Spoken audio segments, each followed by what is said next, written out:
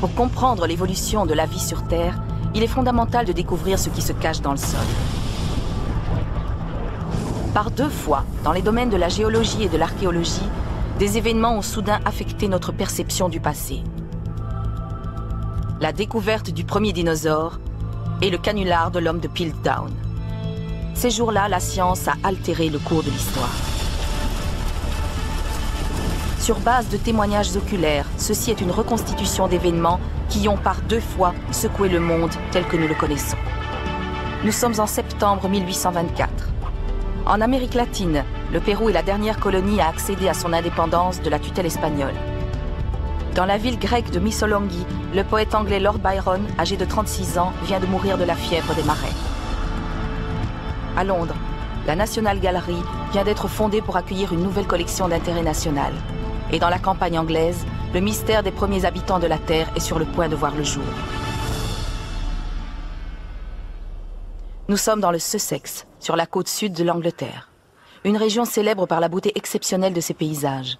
De la douceur des collines et des vallées boisées du plateau aux escarpements profonds et aux impressionnantes falaises de craie blanche du South Downs.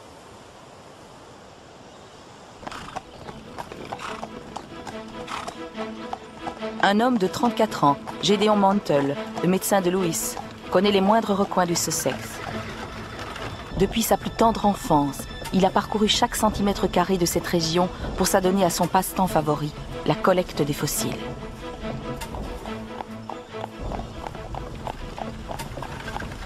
Les parties de squelettes et les os inconnus qu'il découvre incrustés dans un rocher le fascinent étrangement.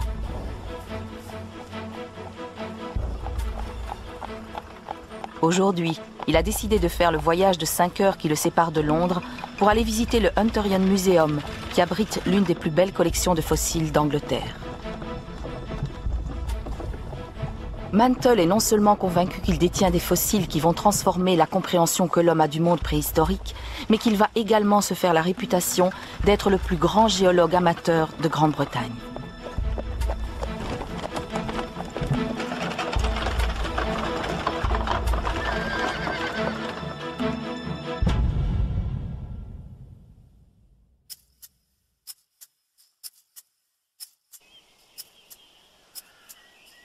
À 100 km de là, au Hunterian Museum, qui fait partie du Collège royal de chirurgie, le conservateur se prépare à la visite de Mantle. William Clift a passé les 30 dernières années à dresser un catalogue complet de l'immense collection de fossiles léguée par le célèbre anatomiste John Hunter.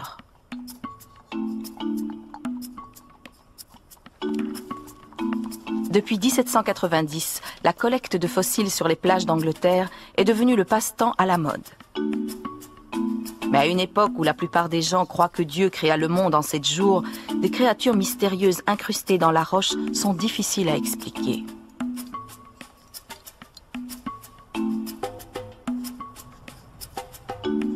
Une croyance très répandue voudrait que ce soit des restes d'animaux noyés au moment du déluge et de l'arche de Noé. Cette hypothèse est cependant battue en brèche par la géologie, une nouvelle science très controversée. La découverte d'ossements de mammouths géants avait déjà prouvé l'existence de mammifères préhistoriques. Et maintenant, c'est une nouvelle théorie révolutionnaire provenant de France qui parle d'une ancienne ère des reptiles, une époque durant laquelle d'étranges lézards auraient hanté les mers avant l'arrivée de l'homme sur Terre. Pour l'instant, il n'y avait cependant pas de véritable preuve de l'existence de telles créatures. Dans un des ateliers du musée, Samuel Stutchberry, l'assistant de Clift, poursuit ses recherches. Jeune naturaliste plein d'enthousiasme, Stutchberry est connu pour avoir déniché des spécimens de plantes et d'animaux inhabituels pour le musée. Il s'approvisionne au dock de Londres, où il est en contact avec des navires en provenance des Antilles et d'Amérique du Sud. L'une de ses plus récentes acquisitions est un iguane comestible des Petites Antilles. Il provient de la Barbade. Au moment où Stutchberry assure méticuleusement la préservation de sa nouvelle acquisition, il n'a pas conscience du rôle fondamental que va jouer ce petit lézard dans la découverte du secret de la vie préhistorique sur Terre.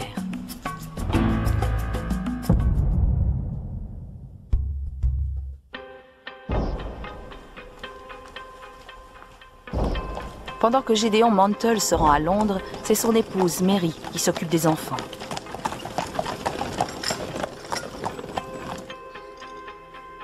Hélène Marie a 6 ans et Walter, 4 ans, ont l'habitude des longues absences de leur père, qui poursuit son rêve de faire la grande découverte scientifique du siècle.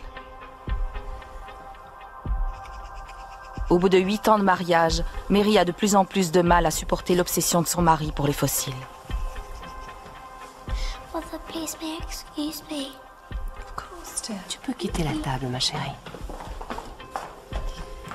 Sois sage. Leur vie de famille est loin de ressembler à ce qu'elle avait imaginé quand ils se sont mariés.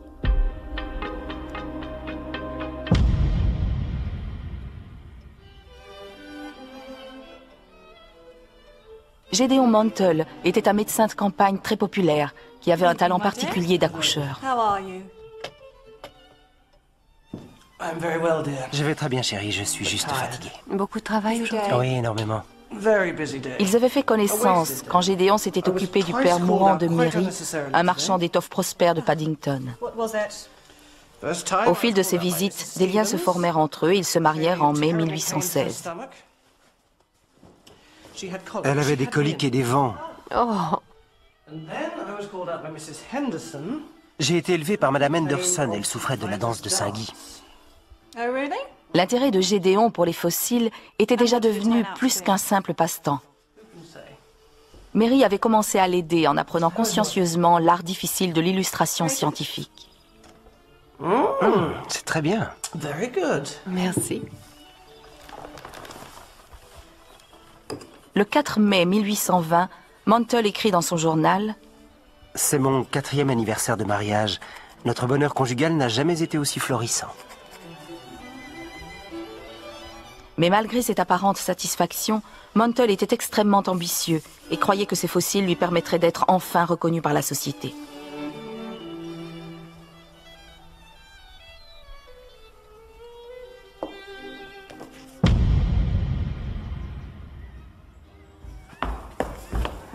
En mai 1822, Mantle se sent prêt à présenter son travail dans un ouvrage sur la géologie du Sussex.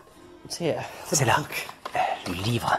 L'entreprise impliquait un risque financier considérable, mais le médecin avait l'intention de faire appel à ses nombreux contacts. Une liste de souscripteurs. À la sortie de l'ouvrage sur les fossiles de South Downs, il avait réuni une liste de 200 souscripteurs éminents. Sa Majesté George IV, 4 copies. C'est merveilleux. Le livre était une véritable extravagance qui contenait 42 illustrations réalisées par sa femme. Illustrations réalisées par... Madame Mantle. J'ai écrit la préface. Je ne voulais pas te la montrer. Attends, je vais te la lire. En ce qui concerne les illustrations, il s'agit d'un premier travail d'une dame au talent prometteur, mais envers qui je demande la plus grande indulgence. Je suis bien conscient de ma difficulté en tant qu'époux de me montrer impartial et d'en voir les défauts. Bien qu'elle n'ait ni la netteté ni l'uniformité qui distinguent les œuvres des professionnels, je pense que ces illustrations ne failliront pas aux critères essentiels d'exactitude. Ma chérie, tu comprends ce que ça veut dire? C'est le livre qui va me rendre célèbre. Est-ce que tu réalises que grâce à ça, je serai enfin pris au sérieux par les gens qui comptent? Sa Majesté George IV, 4 copies! C'est un jour merveilleux, ma chérie. Un jour merveilleux. Ironiquement, ce n'est pas le livre de Gédéon, mais une découverte accidentelle faite par Mary qui allait révolutionner le monde des sciences naturelles. Les circonstances exactes de la découverte sont entourées de mystères. Mais le témoignage le plus plausible nous dit qu'elle eut lieu un matin de 1820 ou 1821, alors que Mary accompagnait son mari pendant l'une de ses visites à domicile.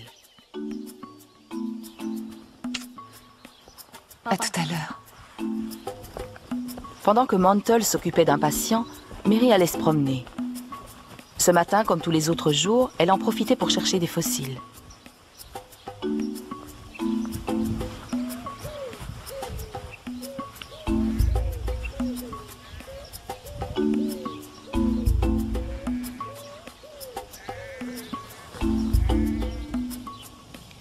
Au bout d'un moment, elle remarqua un tas de pierres abandonnées par des ouvriers qui réparaient la route.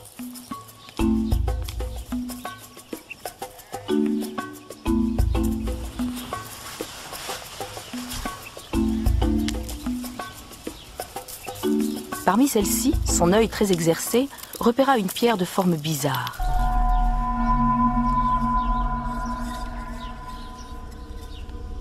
Elle n'avait jamais rien vu de pareil. On aurait dit une sorte de fragment de dent géante. Mais sa forme ne ressemblait à aucune de celles qu'elle avait pu voir dans la collection de fossiles de son mari.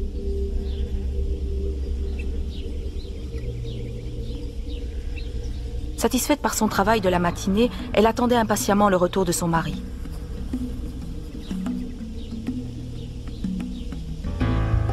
Quand Gédéon la rejoignit, Mary lui montra sa découverte.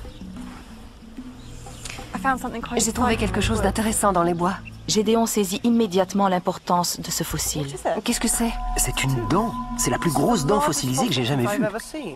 C'était bien un morceau d'une très grosse dent. Sa forme lui était totalement étrangère. Elle était là toute seule. Est-ce que tu te rappelles exactement l'endroit où tu l'as trouvée? Oui, je vais te montrer. Oui, montre-moi. C'est loin?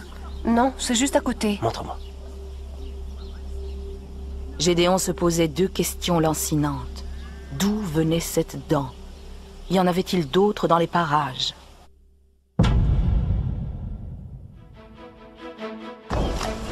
Aujourd'hui, quelques années plus tard, Gédéon se rend au Hunterian Museum de Londres. Il a trouvé la réponse à ces deux questions. Ce faisant, il a fait une découverte extraordinaire. Il a retrouvé la carrière du Sussex d'où provenait le tas de cailloux où se trouvait la dent géante. Il y a trouvé plusieurs autres dents ayant la même forme.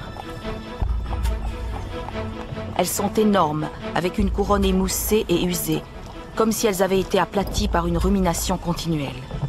Cet animal devait donc être herbivore et avoir vécu il y a plusieurs millions d'années.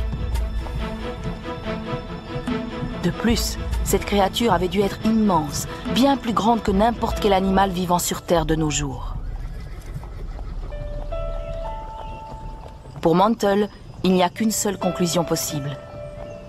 Il a trouvé la première preuve de l'existence d'une créature herbivore gigantesque de l'ère des reptiles. Une telle idée est extrêmement révolutionnaire. Mais s'il a raison, la célébrité et la reconnaissance auxquelles il aspire tant seront bientôt à sa portée. Bien qu'il soit totalement convaincu du bien fondé de sa théorie, la réalisation de son rêve reposait précairement entre les mains d'un seul homme, le scientifique à l'origine même de la théorie de l'ère des reptiles, le baron Georges Cuvier.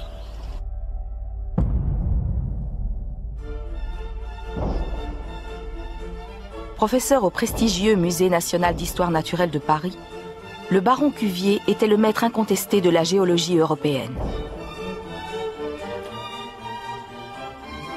D'une intelligence prodigieuse, il avait fait son apparition sur la scène géologique à l'âge de 27 ans. Il fut le premier à identifier le mammouth en tant qu'espèce éteinte, distincte de l'éléphant moderne. Plus récemment, sa conviction qu'une ère des reptiles avait précédé celle des mammifères avait beaucoup influencé la pensée européenne et certainement le très ambitieux Gédéon Mantle. Au centre du travail de Cuvier se trouvait sa technique d'anatomie comparative. Elle consistait à dire que chaque partie d'un animal avait une fonction précise, suivant les lois de la nature, et qu'en comparant un fossile au squelette d'un animal vivant, il était possible de déduire l'apparence et la taille de la créature fossile à laquelle il avait appartenu.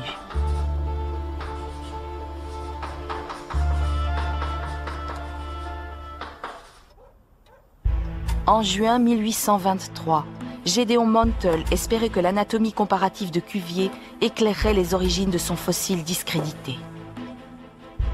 Désespéré, sa situation sérieusement menacée, il envoya une dent au baron Cuvier, persuadé que son esprit puissant et son génie éclairé pourraient, comme la baguette magique d'un sorcier, faire défiler devant nous les êtres des ères passées.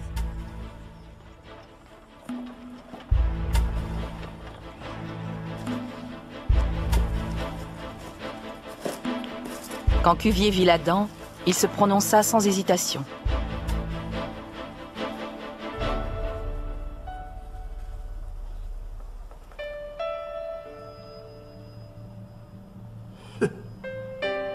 C'est simple. C'est une dent de rhinocéros. D'après le plus éminent géologue d'Europe, la dent usée n'était qu'une incisive supérieure de rhinocéros.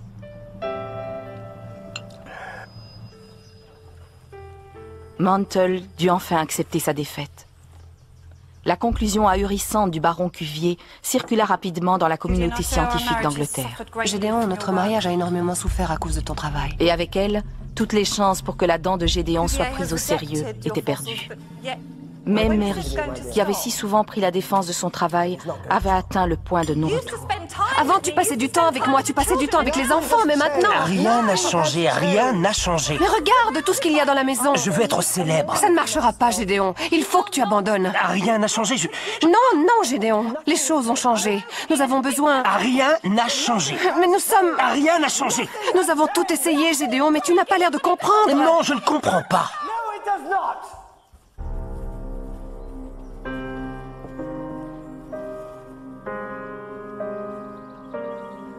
Pourtant, sa femme le savait bien.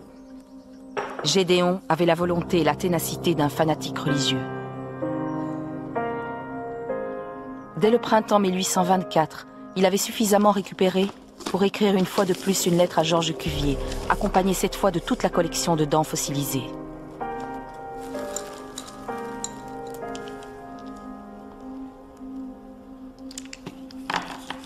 Cuvier pouvait maintenant comparer les dents d'un jeune animal à celles d'un animal adulte.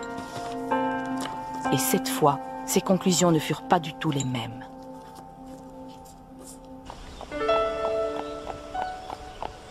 C'est ainsi que le 20 juin 1824, Mantle reçut une réponse historique de Paris.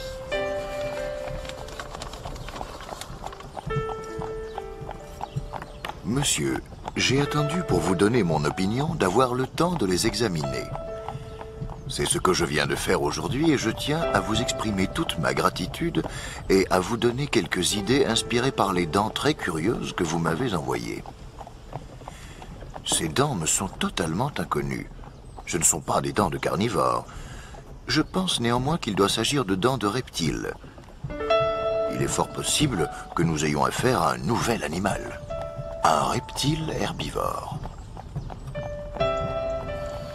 Le message était clair. Mantle n'avait jamais cessé d'avoir raison. Le baron Cuvier pensait que les dents fossilisées étaient la preuve formelle de l'existence d'un lézard géant herbivore. 4 ans après la découverte par sa femme dans un tas de pierres sur le bas-côté d'une route, le géologue autodidacte de province était enfin reconnu.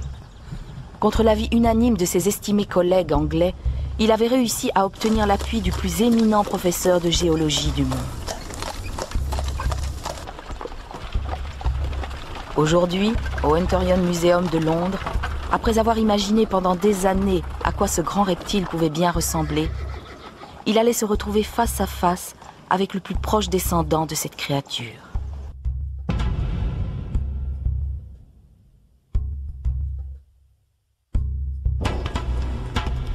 Quand Mantle arrive au musée, William Clift, le conservateur, et Samuel Stutchberry, son assistant, travaillent sur les fossiles. Clift. Ah, Gédéon, comment allez-vous? Heureux de vous voir. Comment allez-vous? Moi aussi, je suis ravi. Le cercle des fréquentations des géologues est très restreint. Clift et Mantle se connaissent déjà bien. C'est très intéressant. Ces dents appartiennent à des reptiles. Mantle donne immédiatement les grandes lignes de son plan. Il veut trouver une dent qui ressemble le plus possible à ces fossiles.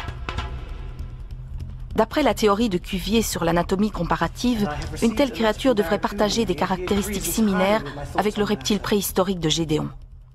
Et la première chose que je voulais faire... Cela pourrait permettre d'avoir une idée de ce à quoi ce reptile pouvait ressembler et de sa taille approximative. Ce n'est pas évident, mais Clift accepte de l'aider. Des dents d'ours? Non, ça ne correspond pas. Vous avez autre chose?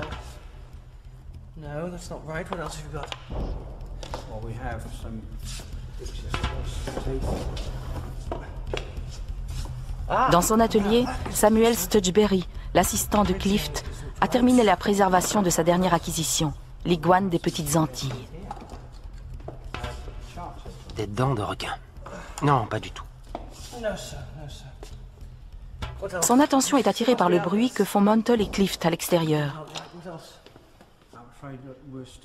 Nous sommes encore en train de cataloguer les spécimens, alors si j'avais autre chose à vous montrer, je le ferais. Oui, je m'en doute. Je ne vous en veux pas.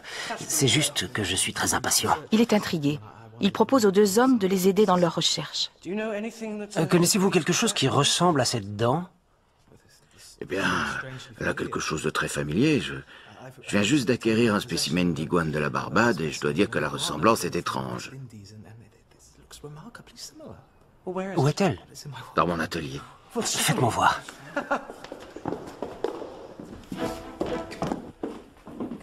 Voyons voir. C'est un iguane comestible des Petites Antilles. Elle vient de la Barbade. C'est un herbivore. En êtes-vous certain? Oui, il se nourrit de matière végétale et de fleurs. Vous l'avez depuis combien de temps? Il est arrivé hier après-midi.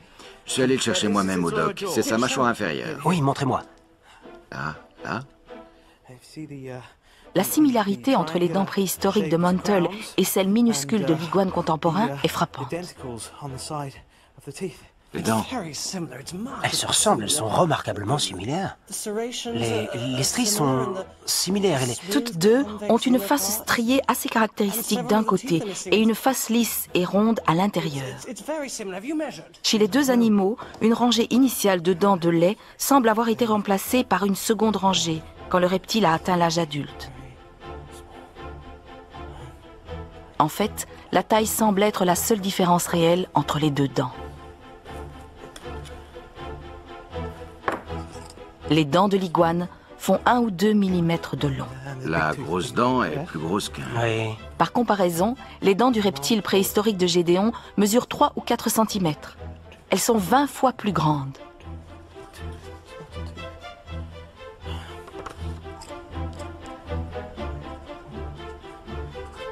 Une simple règle de 3 révèle la dimension incroyable de la découverte de Montel. Il faut dire que cette iguane n'a pas encore atteint sa taille adulte. Non, mais la taille.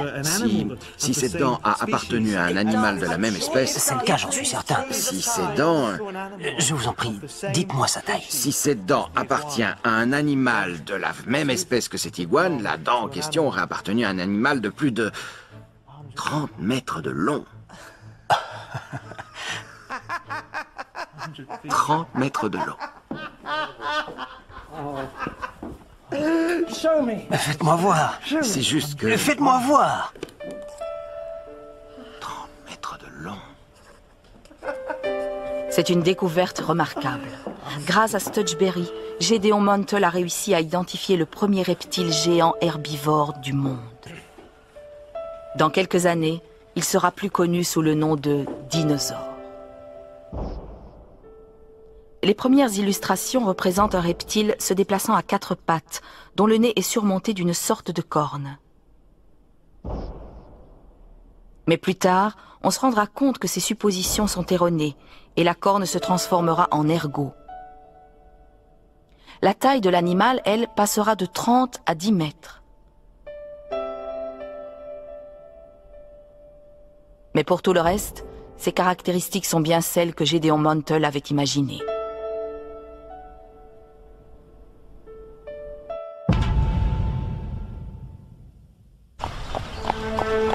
Dès que sa découverte est rendue publique, le nom de Montel se répand comme une traînée de poudre.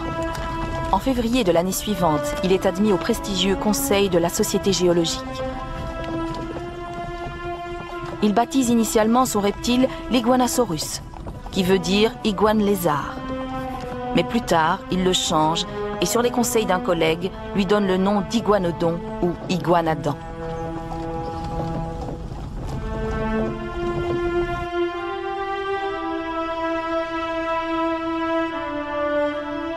Deux autres dinosaures sont identifiés à la même époque, le Megalosaurus et l'Iliosaurus.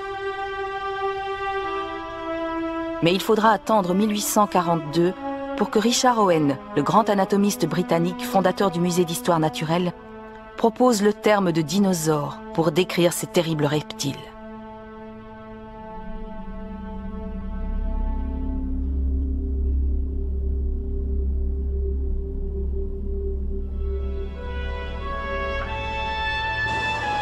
En dépit du succès qu'il remporte, Gédéon Mantle ne parvient pas à jouir de l'indépendance financière qui lui permettrait de se concentrer sur ses recherches. En 1839, il est obligé de vendre sa collection de fossiles au British Museum. La même année, sa femme Mary, la femme qui avait découvert la première dent d'iguanodon, le quitte. On n'entendra plus jamais parler d'elle.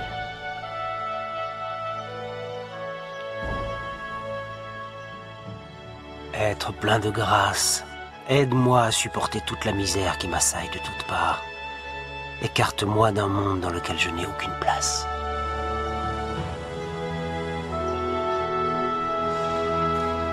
Ses vœux sont exaucés en 1852, quand pour calmer des douleurs dorsales extrêmement sévères, il prend une overdose de soporifique et meurt à l'âge de 62 ans.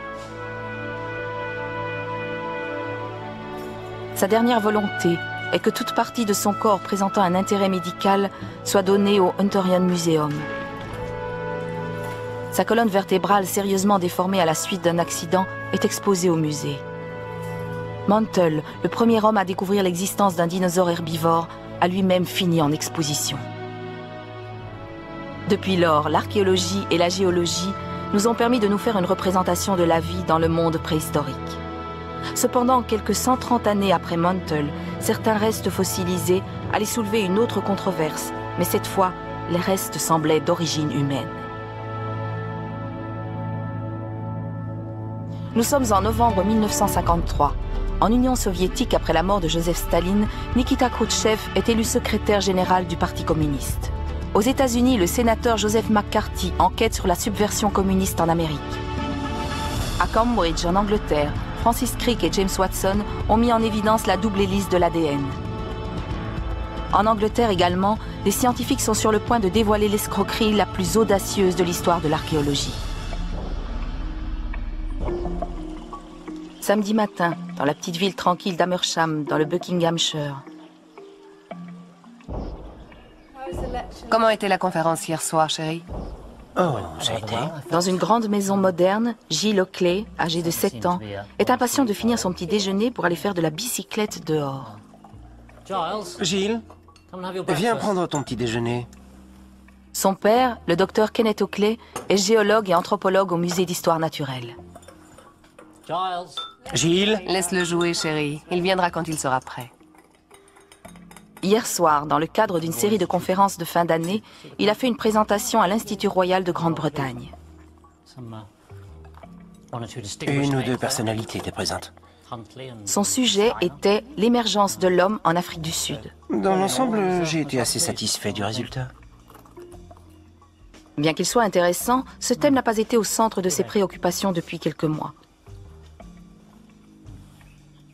Pour l'instant, toute son énergie est tournée vers une recherche bien plus sensationnelle. Il s'est concentré sur l'énigme de l'homme de Piltdown. En novembre 1912, on avait annoncé la découverte des restes de ce que l'on pensait être l'être humain le plus ancien.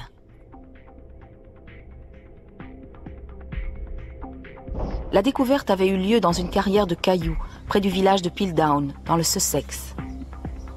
Elle comprenait plusieurs fragments de crâne humain, un fragment de mâchoire inférieure et une canine. Après avoir été reconstituée, la forme de la tête ressemblait étrangement à celle d'un homme moderne, alors que la mâchoire et les dents étaient plus proches de celles du singe. L'homme de Piltdown avait donc été annoncé comme étant ce fameux chaînon manquant entre le singe et l'homme. La théorie de l'évolution de Charles Darwin allait enfin être prouvée indiscutablement. Le docteur Oakley avait été contacté par un journaliste du Times qui l'avait convaincu de révéler certains détails du rapport.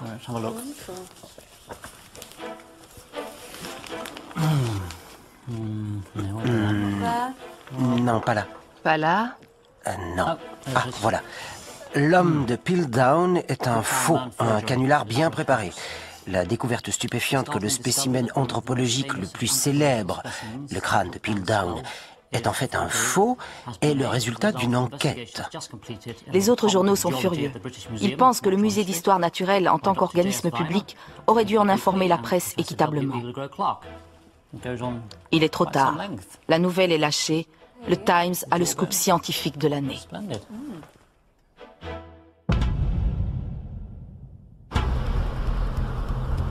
Le docteur Joe Weiner, un collègue d'Oakley, est en route pour Amersham. Anthropologue de l'université d'Oxford, Weiner a été le premier à penser que l'homme de Piltdown n'était peut-être qu'un canular bien monté. L'identité des coupables reste cependant un mystère. Aujourd'hui, la mission de Weiner est de découvrir qui sont les audacieux petits plaisantins.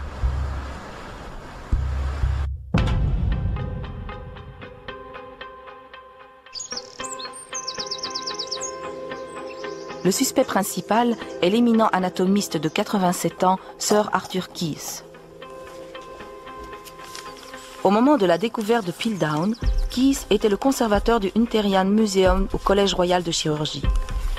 Il avait les connaissances et la possibilité de monter le canular.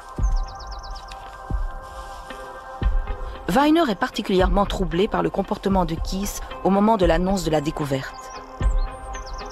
Au début, Keyes dit être sceptique sur la façon dont le crâne a été reconstruit. Puis il change totalement d'attitude pour en devenir un des défenseurs clés. Il a même publié un livre, L'Antiquité de l'homme, dans lequel l'homme de Piltdown joue un rôle central au processus de l'évolution humaine. Maintenant que tout le monde sait que la découverte était un canular, Keyes se doute bien qu'il va devoir répondre à des questions difficiles à propos de ce qui s'est passé dans le petit village de Piltdown il y a près de 50 ans.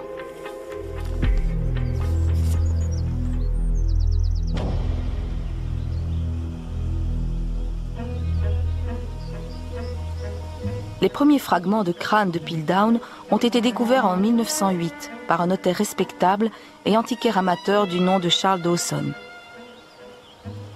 Personnage important dans sa ville natale d'Uckfield, Dawson avait été surnommé le magicien du Sussex, à cause du grand nombre et de l'importance de ses découvertes archéologiques.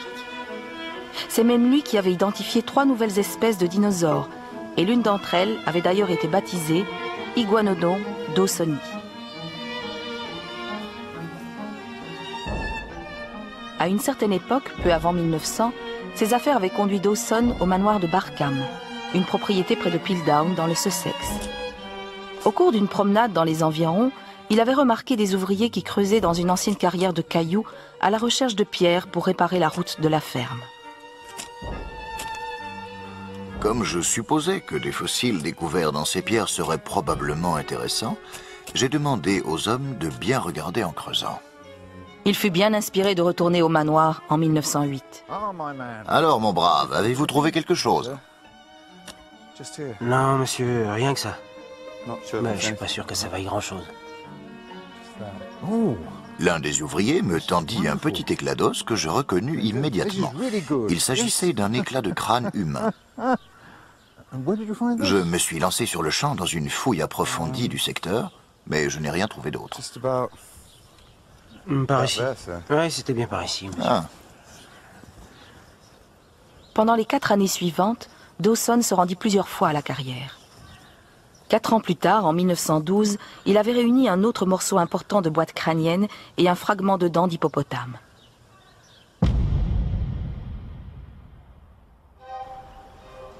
Le 28 mars, il écrit au conservateur de géologie du musée d'histoire naturelle. Arthur Smith Woodward était généralement considéré comme une sommité dans son domaine. C'était aussi l'ami de Dawson depuis 25 ans. Après lui avoir promis qu'il serait le premier à examiner sa découverte, Dawson invita Smith Woodward dans le Sussex pour faire un examen approfondi de la carrière de cailloux.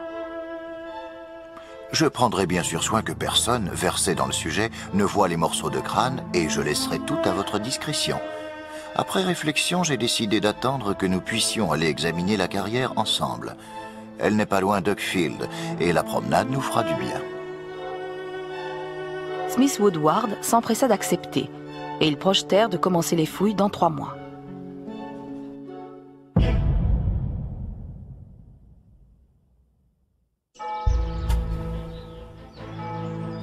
Le docteur Weiner considère comme fondamental à la découverte de l'identité de l'auteur du canular ce qui se passa pendant cette opération infâme de l'été 1912.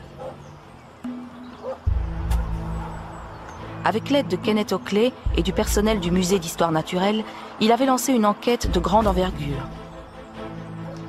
Il avait l'intention d'interroger tous les survivants présents sur le site des fouilles ou étroitement impliqués dans l'étude des éléments découverts dans la carrière. Aujourd'hui, c'est le tour de leur principal suspect.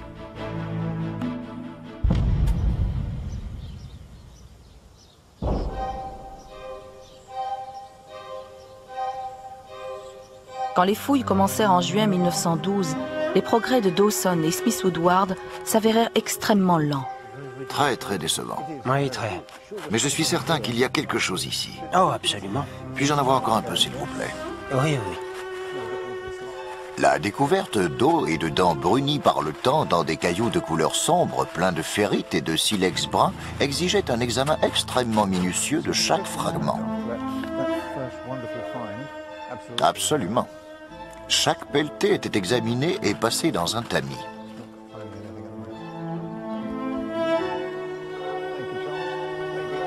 Mais au cours des mois suivants, les efforts laborieux des 2 hommes semblèrent progressivement donner quelques résultats.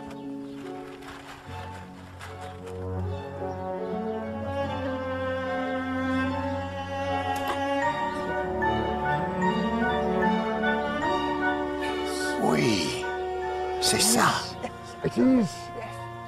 C'est ça. À eux 2, ils découvrirent plusieurs autres fragments de crâne, quelques silex, un certain nombre d'os d'animaux fossilisés et ce qui ressemblait à un morceau de mâchoire inférieure. Une découverte extraordinaire. Smith Woodward était un géologue très compétent. À l'aide des fragments, il put reconstituer ce qu'il croyait être la forme originale de la boîte crânienne. Le résultat était époustouflant.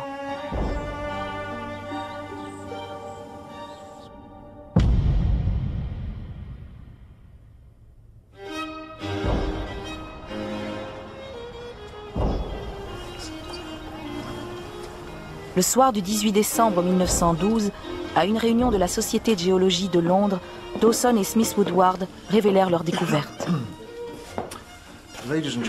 Mesdames et messieurs, nous vous remercions d'être venus à Burlington House ce soir.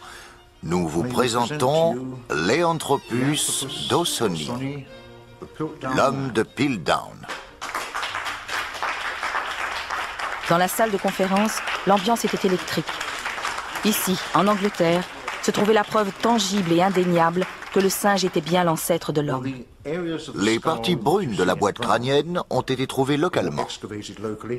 Depuis des années, les scientifiques avaient anticipé la découverte du chaînon manquant de l'évolution humaine. Une créature qui posséderait un cerveau suffisamment développé pour être dotée d'une intelligence supérieure, mais qui n'aurait pas encore perdu sa mâchoire simiesque et ses dents de guerrier. L'homme de Piltdown correspondait exactement à leur attente. Je pense que vous pouvez observer les différences qui existent entre le crâne de l'homme de Piltdown et celui d'un homme normal. Que la découverte soit authentique et d'origine très ancienne n'était pas remis en question. Quand nous observons une mâchoire humaine, mais tout le monde n'était pas du même avis. Vous pouvez observer une différence très marquée entre... Arthur Keith, un anatomiste du Hunterian Museum, n'était pas satisfait de la façon dont Woodward avait reconstitué le crâne à partir des fragments qu'il avait découverts avec Dawson. Et l'été suivant, on découvrit une pièce décisive. Une canine fut déterrée près de l'endroit où la mâchoire avait été trouvée. Sa forme, sa taille et la façon dont elle avait été usée correspondaient exactement aux prédictions de Smith Woodward dans sa reconstitution initiale du crâne de Piltdown. Keith était contraint d'admettre son erreur. L'homme de Piltdown, tel qu'il avait été présenté à la réunion de la Société géologique, était considéré par tous comme une représentation précise de la réalité.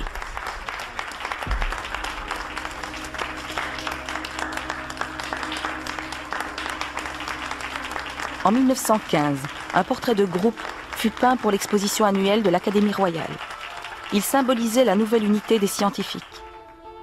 Intitulé « Une discussion à propos du crâne de Piltdown », il représentait toutes les personnes directement associées à la découverte. Au second plan, debout devant un tableau représentant Charles Darwin, se trouvait Charles Dawson. À côté de lui, Arthur Smith Woodward. Assis devant, en train d'examiner le crâne reconstitué, trônait l'éminent anatomiste Arthur Keith, qui était devenu un ardent défenseur de l'homme de Piltdown.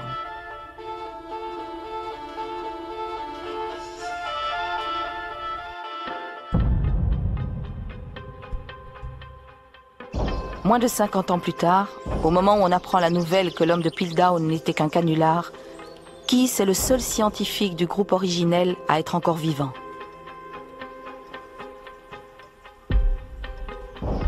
Dawson mourut peu après sa grande découverte, en août 1916, à l'âge de 52 ans. On ne connaît pas les causes exactes de sa mort. Pendant 30 ans, Smith Woodward continua à défendre passionnément l'homme de Piltdown et mourut de vieillesse en septembre 1944. Mais Keith, devenu Sir Arthur Keith, anatomiste de renommée mondiale, a joui d'une longue et illustre carrière. Il a pris sa retraite dans le village de Down, dans le Kent, où il écrit la biographie de Charles Darwin.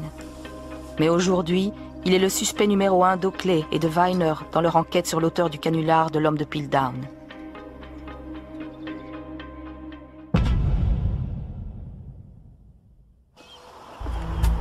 Viner, Oakley et Margaret, la femme d'Oakley, quittent la maison d'Amersham à midi.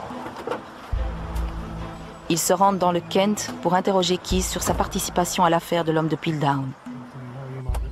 Comment allez-vous, Margaret? Très bien, merci. Et vous? Viner a des soupçons sur le changement soudain d'attitude de Keith à propos du crâne. Il a également du mal à croire qu'un scientifique aussi éminent puisse ne pas avoir remarqué les signes les plus évidents de supercherie. J'ai également l'invitation. Avant l'annonce du canular, Oakley avait écrit à Keith pour solliciter un entretien. La semaine dernière, il avait reçu une réponse très courtoise. Mon cher Oakley, vous me trouverez ici le matin du samedi 21 novembre. Je serai ravi de vous recevoir, ainsi que Madame Oakley et le docteur Viner. Vous avez beaucoup voyagé ces temps derniers. Sincères salutations, Arthur Keith. Il faut que je mette du rouge à lèvres. Comme depuis, la nouvelle du canular a été rendue publique, ils craignent que Keith ne soit pas tout à fait aussi heureux de les accueillir. Désolée, Gilles n'a pas été très sage. De quoi j'ai l'air? Merveilleuse. Bon, il faut vraiment y aller. Oakley a demandé à Margaret de les accompagner pour calmer le jeu au cas où la conversation s'échaufferait un peu trop. Et puis, c'est une belle femme, et tout le monde sait que Keith a un petit faible pour la gent féminine.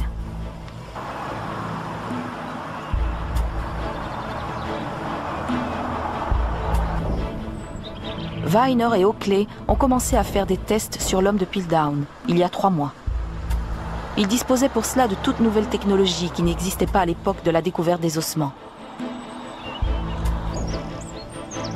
Ils ont montré que l'auteur du canular devait avoir une excellente connaissance de l'archéologie et de l'anatomie humaine. Si c'était le cas, qui sont les suspects les plus plausibles ?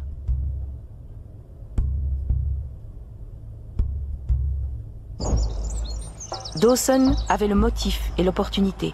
C'était un amateur ambitieux, obsédé par l'idée de faire une grande découverte et présent chaque fois qu'un nouvel élément faisait son apparition. Mais il était peu probable qu'il ait eu les connaissances suffisantes pour monter un canular aussi convaincant, en tout cas pas sans aide extérieure. Smith Woodward était un géologue extrêmement qualifié, mais il avait passé les 20 dernières années de sa vie à faire des fouilles dans les environs de Piltdown, et il n'avait rien trouvé.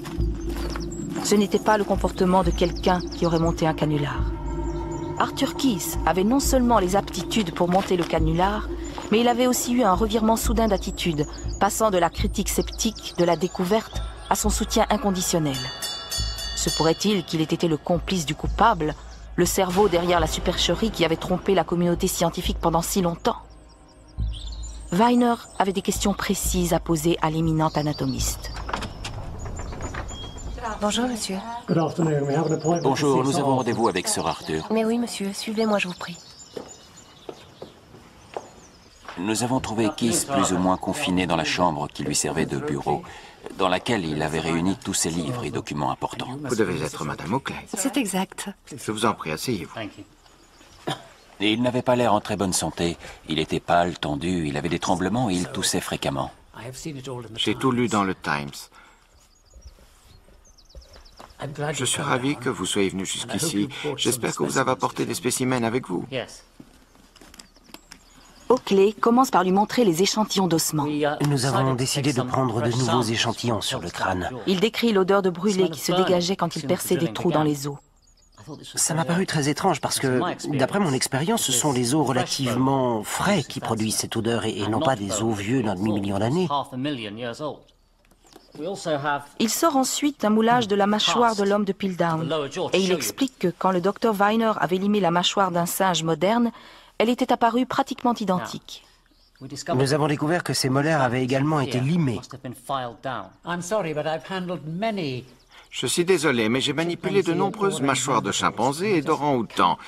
Et j'ai du mal à croire que j'aurais pu m'être trompé si facilement. Je suis également loin d'être sûr que le simple fait de limer les dents aurait produit ce résultat.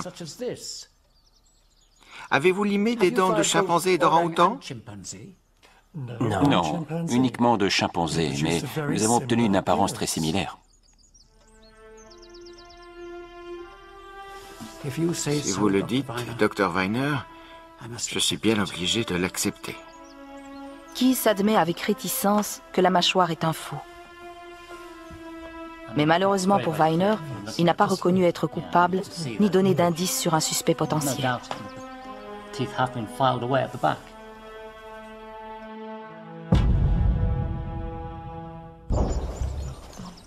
Oh, merci.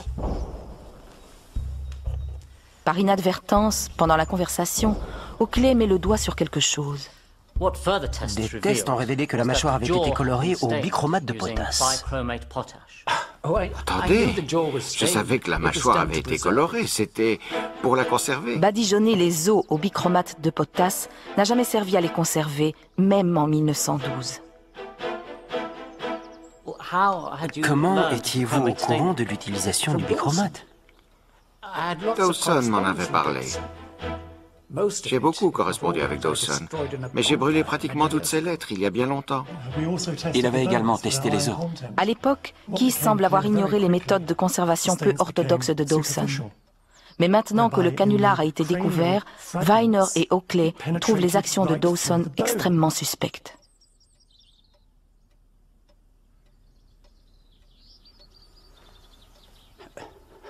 Vous parlez d'un bon chrétien, je vous le rappelle. Nous réalisons que c'est malheureusement le cas. J'aimais beaucoup Dawson. C'était un garçon honnête et très ouvert. Nous bavardions souvent ensemble. Le nombre de spécimens découverts dans la carrière de Piltdown ne vous a pas surpris? Si. J'avais l'impression qu'il trouvait sans cesse de nouveaux éléments pour réfuter mes arguments. Weiner et Oakley étaient maintenant convaincus que Keith n'avait joué aucun rôle dans le canular de l'homme de Piltdown. Ils se préparaient à prendre congé. Auriez-vous la bonté de me dédicacer une copie de votre biographie? Mais oui, bien entendu. C'est très gentil. Ils étaient convaincus que si Keith n'avait pas repéré la supercherie ou interrogé plus sérieusement Dawson à propos du colorant, c'était sans doute parce qu'il avait le profond désir, en tant qu'homme de science, d'accepter l'authenticité de l'homme de Piltdown. Il n'avait jamais eu d'autre dessein plus sordide. Merci. Au revoir, Sir Arthur. Au revoir, professeur Oakley. Au revoir, Madame Oakley. Au revoir. Au revoir, professeur Sir Weiner. Arthur. Nous sommes partis à 15h50. Je crois qu'il était assez fatigué, mais pas très agité.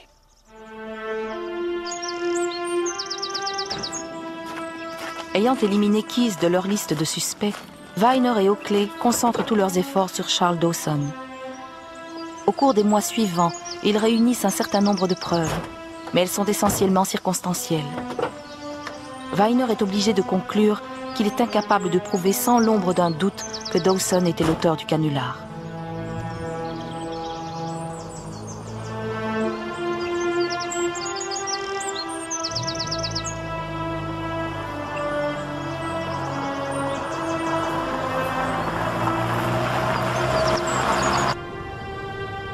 La découverte du canular de l'homme de Piltdown fait la gloire éphémère d'Oakley et de Viner.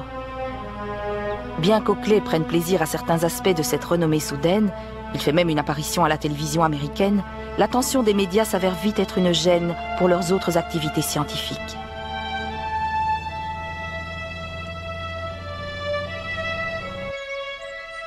Un an plus tard, le 7 janvier 1955, Sir Arthur Keyes meurt convaincu de la culpabilité de Dawson. Dans une lettre publiée dans le Times, il dit que la nouvelle du canular ne m'a laissé aucun doute sur le fait que l'homme que je tenais en si haute estime avait délibérément trompé son meilleur ami Smith Woodward et moi-même. Depuis les années 50, d'autres découvertes archéologiques plus anciennes de Charles Dawson ont également été réexaminées et se sont avérées être des faux. Parmi celles-ci, une statuette romaine que Dawson affirmait être la plus ancienne preuve de la fabrication d'objets en fonte en Europe, mais qui s'est avérée depuis être une copie moderne. Mais malgré tout, il n'y a aucune preuve tangible que Dawson, et rien que Dawson, soit l'auteur de la fraude la plus audacieuse de l'histoire de la science. L'identité de l'auteur du canular de l'homme de Piltdown restera pour toujours un mystère.